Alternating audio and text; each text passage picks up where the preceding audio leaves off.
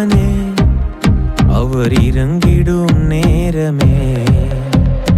எலியாவின் தேவனே, அவர் இறங்கிடும் நேரமே. அசைவாடும் அனலாக்கும் எங்கள் அக்கினி ஜுவாலையே, அசைவாடும் அனலாக்கும் எங்கள் அக்கினி ஜுவாலையே. எலியாவின் தேவனே, அவர் இறங்கிடும் நேரமே. கர்த்தருடைய நாம மகிமைப்படுவதாக. ஆண்டவரும் அருமை இரட்சகருமாகிய இயேசுவின் நாமத்தினால் புதிய நாளுக்கு தேவனை சோதரிக்கிற நம்ம கண்கள் முடி ஜெபம். பரிசுத்த தேவனை எங்களோடு கூட பேசுங்கப்பா. இயேசுவின் நாமத்தின் பிதாவே, ஆம். எடுத்து வாசிப்போம். சங்கீத புஸ்தகம் 119 34 வசனத்தை கூட வாசிப்போம். எனக்கு உணர்வை தாரும், அப்பொழுது நான் உமது வேதத்தை பற்றி கொண்டு என் முழு இருதயத்தோடும் அதை கை கொள்ளுவேன். உணர்வை தாரும். கர்த்தருடைய நாம மகிமைப்படுவதாக.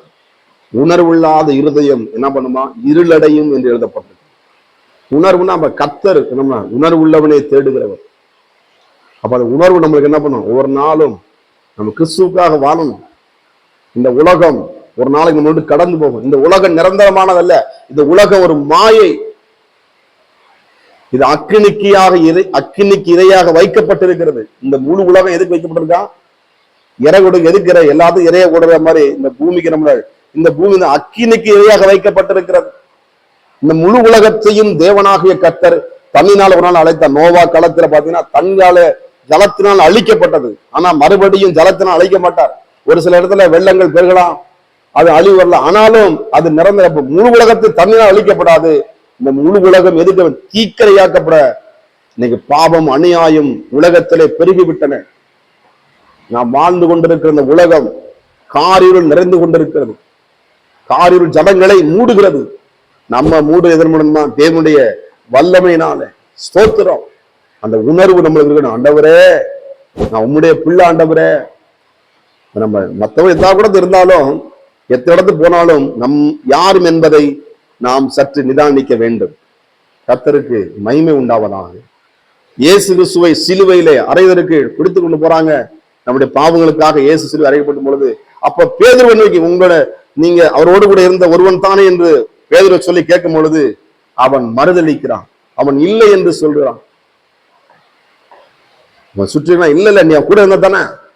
இல்ல அப்படின்னு சேவல் கூவிடுது.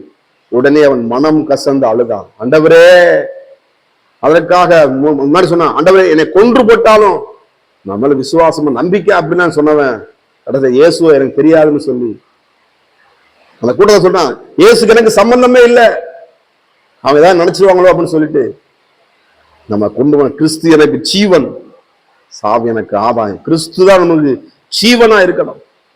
கர்த்தருடைய நாமம் மகிமைப்படும். எனக்கு அருமையான தேவனுடைய பிள்ளைகளே, கர்த்தர் சொல்றார், உணர்வைத்தால் ஆண்டவரே என்னை உணர்வுள்ளவன் ஆக்குங்கப்பா, என்னை உண்மையுள்ளவன் ஆக்குங்கப்பா. அப்பா உண்மை போல என்னை மாற்றுங்க ஆண்டவரே. இந்த வசனத்துக்கு நான் நடுங்கிறவனே என்ன பண்றேன்? நோக்கி பார்ப்பேன். இந்த காலை வேளையிலே ஆண்டவர் உங்கள் குடும்பத்தை நோக்கி பார்க்கிறார், உங்கள் பிள்ளைகளை நோக்கி பார்க்கிறார், உங்கள் கணவனை கத்த நோக்கி பார்க்கிறார், உன் மனைவியை கத்த நோக்கி பார்க்கிறார். இந்த முழு உலகத்தையும் கர்த்தருடைய 7 கண்கள் உலாவுகிறது. அழகான கண்கள், நமக்காக சிதைக்கப்பட்ட அந்த கண்கள், நமக்காக உருகுலைந்த அந்த கண்கள், அந்த கண்கள் உங்களை நோக்கி பார்க்கிற அழகான கண்கள். எதற்கு தெரியுமா? என் பிள்ளைகளுக்கு உணர்வு இல்லாமல் பேசுறாங்களே, அங்கலாய்க்கிற ஆண்டவர். உணர்வை தாரும் என்று இந்த சங்கீதக்காரர் சொல்றான். இயேசுவே இந்த உணர்வு எனக்கு தாங்கப்பா. நாம் யார் என்பதை ஐடென்டி பண்ணணும்.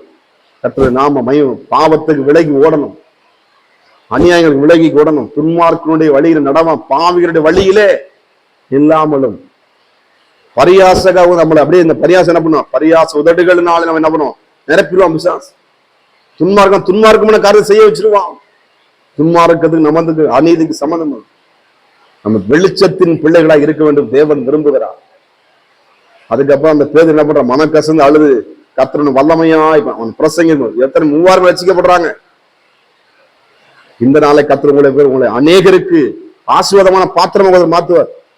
உணர்வு இருக்கும் பொழுது கர்த்தருக்கு அது உணர்வு உள்ளவன் உண்டோ என்று பார்க்க மனுபுத்திரரை கர்த்தர் கண்ணோக்கி பார்க்க ஒருவனை தேடுகிறேன். அந்த ஒருவன் நீங்களா இருக்கணுங்க.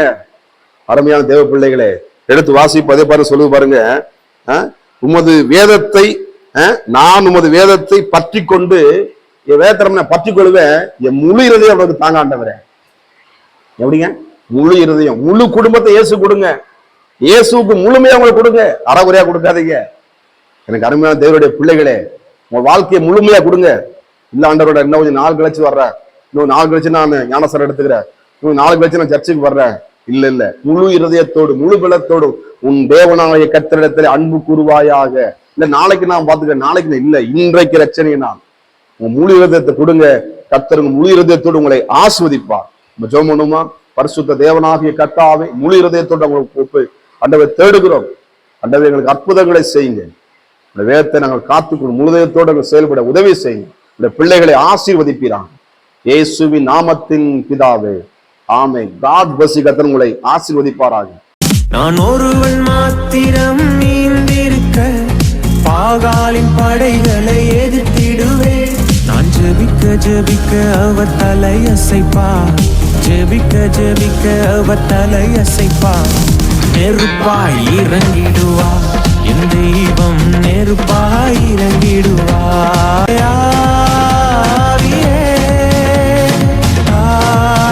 ஆவியே, அசைவாடும் அனலாக்கும் எங்கள் அக்கினி ஜுவாலையே, அசைவாடும் அனலாக்கும் எங்கள் அக்கினி ஜுவாலையே.